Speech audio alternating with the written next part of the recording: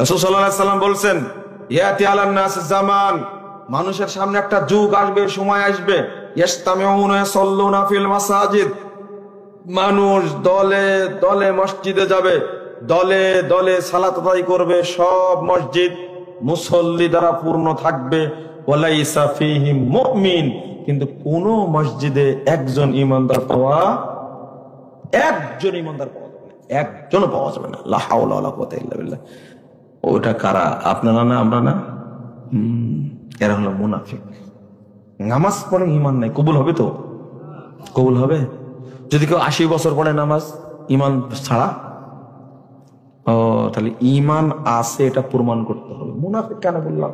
আরে ওমর রাদিয়াল্লাহু আনহু তার মানুষ নিফাককে ভয় করেন, নিফাককে ভয় করেন, এক কান দিয়ে শোনেন আর এক কান দিয়ে বের করেন, এর নাম হলো মুনাফিক।